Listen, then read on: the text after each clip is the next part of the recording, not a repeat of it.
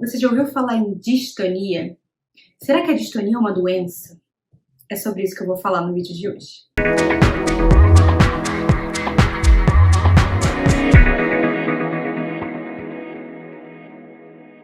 Não, a distonia não é uma doença. A distonia é uma síndrome clínica neurológica. É um distúrbio de movimento que é caracterizado pela contração anormal de um grupo de músculos. Na distonia, existe uma contração involuntária da musculatura, geralmente da musculatura agonista e antagonista ao mesmo tempo. O que isso significa? Significam grupos musculares que fazem ações opostas. Por exemplo, um grupo muscular estica o braço, o outro grupo muscular flexiona o braço. Se esses dois grupos musculares são ativados ao mesmo tempo, o resultado vai ser ou uma postura anormal, o braço que não fica nem esticado e nem flexionado, ou então pode ser um movimento que vai e volta, a gente chama isso de distonia fásica, ou ainda isso pode se manifestar como um tremor. Os movimentos distônicos, eles geralmente são padronizados, repetitivos, é o mesmo movimento sempre para aquele paciente, claro, isso depende de paciente para paciente, mas não são movimentos completamente aleatórios, eles têm algum certo padrão e eles costumam ser ou ativados pela ação ou piorados no momento da ação. Existem inclusive distonias que são tarefa específica, elas só acontecem no momento da ação. Por exemplo, a distonia mais comum que existe, que é a chamada cãibra do escrivão, que aparece só quando o paciente está escrevendo. E só quando ele está escrevendo, por exemplo, com caneta ou lápis. Às vezes o paciente que tem cãibra do escrivão, escrevendo normalmente num papel, com uma caneta ou com lápis, não vai ter o movimento, a distonia, quando, por exemplo, está escrevendo num quadro negro, porque o tipo de movimento é diferente, a postura do movimento é diferente, e esse não vai ser o movimento que vai desencadear a distonia. Existem alguns outros tipos de distonia que acontecem, por exemplo, em músicos. A distonia do músico, por exemplo, violinistas ou pessoas que tocam violão, podem ter distonia só quando vão tocar aquele instrumento e não em outras tarefas da vida. Essas são as chamadas distonias tarefa específicas. Como eu falei antes, de todas as distonias, as focais são as mais comuns e das focais, a cãibra do escrivão é a mais comum, embora muitas pessoas tenham esse tipo de distonia e não percebam. Elas notam que a mão vai fazendo um movimento estranho à medida que elas vão escrevendo, que às vezes elas têm que parar, esticar a mão para conseguir voltar a escrever, mas não procuram atendimento médico. Daquelas que procuram atendimento médico, a distonia cervical é a mais comum. Ela pode ser caracterizada, por exemplo, por um pescoço virado para o lado, ou tiltado para um lado, ou para trás, ou para frente, ou uma combinação de todos esses movimentos.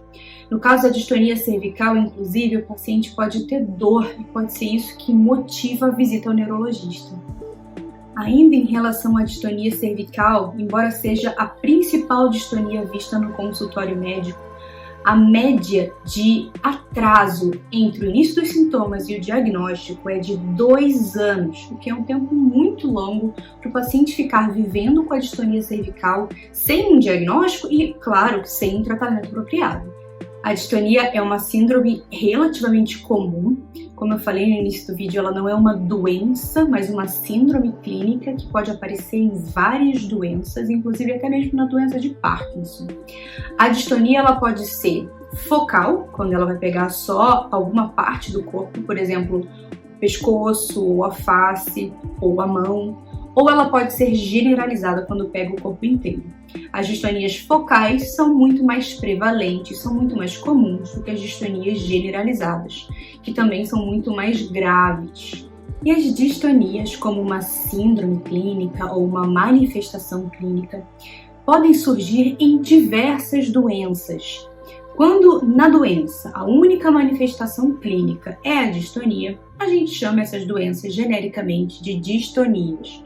Mas essas distonias sempre têm um sobrenome, ou o nome do gene que é responsável pela mutação causadora dessa distonia, ou uma descrição melhor dessa distonia, por exemplo, uma distonia cervical. não é só uma distonia, é uma distonia cervical.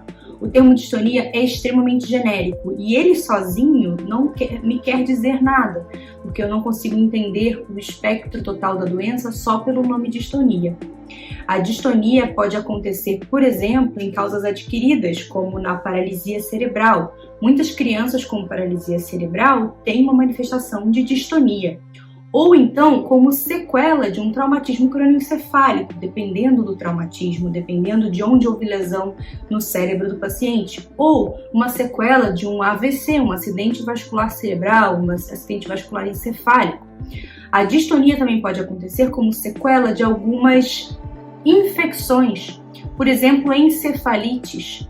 Tem uma clássica que é a panencefalite esclerosante subaguda, que é um nome muito grande, mas que a gente usa para a encefalite que pode acontecer por uma infecção pelo vírus do sarampo em pacientes adultos, o que nos lembra da importância da vacinação para o sarampo mesmo quando a pessoa é adulta. Outra causa de distonia também, por exemplo, são alguns tumores, principalmente tumores dentro do cérebro, que dependendo da localização podem causar distonia. E uma outra causa de distonia também relativamente comum é a distonia secundária ao uso de algumas medicações, principalmente algumas medicações de uso principalmente psiquiátrico chamadas de neurolépticos, como haloperidol, risperidona, olanzapina. Essas medicações, por melhores que elas sejam do ponto de vista psiquiátrico e que às vezes elas realmente precisam ser usadas para melhorar um sintoma psicótico de algum paciente, em alguns casos elas podem causar distonia, que nesse caso nós chamamos de distonia tardia.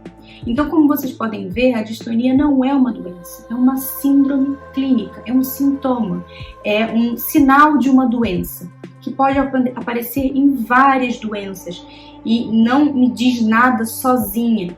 Então, se um paciente chega para mim com uma distonia, a primeira coisa que eu preciso fazer é investigar, principalmente investigar causas tratáveis. Por isso que é tão importante que pacientes com distonia sejam avaliados por um neurologista especialista em distúrbios do movimento. Porque deixar passar uma causa tratável de uma síndrome clínica que é tão debilitante como a distonia é uma coisa muito grave.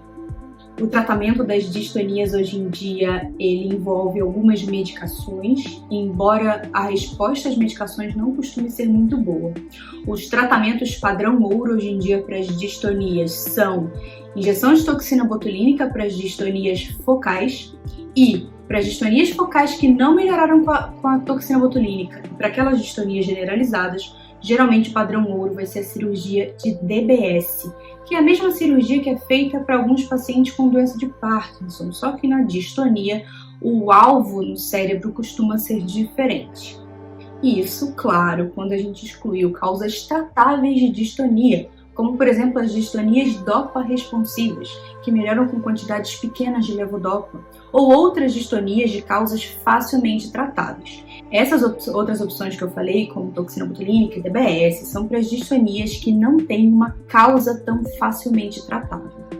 Mas tanto a toxina botulínica quanto a cirurgia de DBS, quando bem indicadas e bem aplicadas, costumam providenciar uma melhora muito importante para pacientes com distonia na grande maior parte das vezes. E aí, gostou do conteúdo? Não esquece de se inscrever no canal e até a próxima!